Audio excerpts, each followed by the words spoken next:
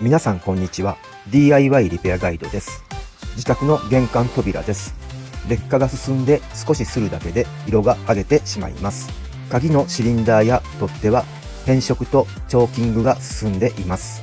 扉本体も色が薄くなったり、色が剥げた白い点が増えてきました。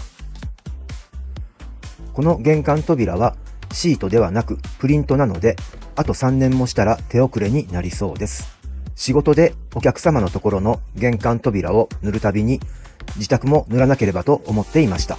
今回はシリンダーと取っ手は色を塗装し、玄関扉はクリア塗装で劣化の進行をリセットしたいと思います。シリンダーと取っ手を先行して塗装しました。養生を剥がして扉のクリア塗装と一緒にこの取っ手とシリンダーもクリア塗装します。取っ手とシリンダーの塗装、養生はすでに終わらせています。塗る範囲をウール3000番で足付けします。水拭きで汚れを取ります。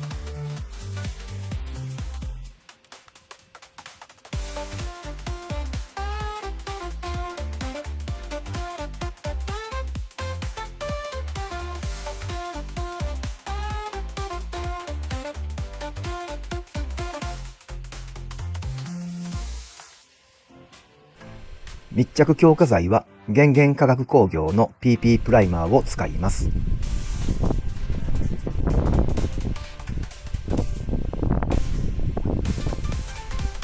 PP プライマーを温風低圧塗装機で吹き付けます。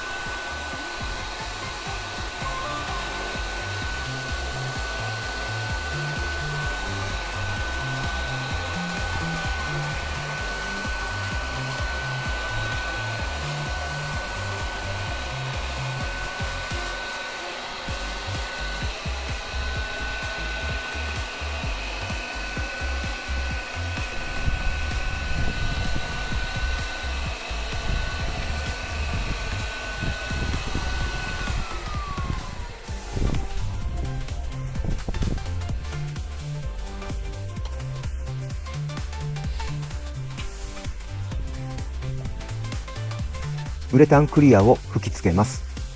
エコロックハイパークリア LW ツヤありを使います。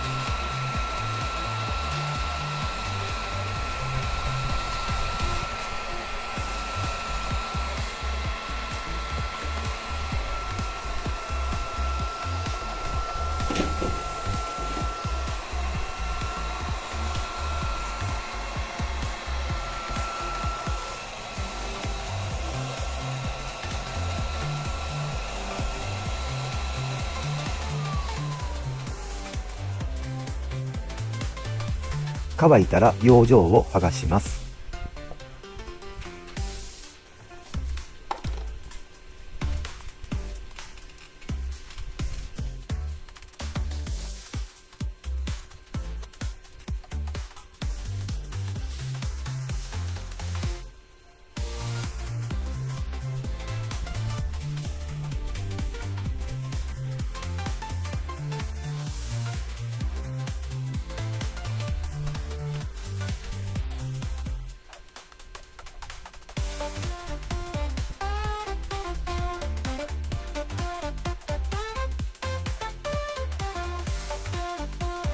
ツヤツヤのピカピカになりました。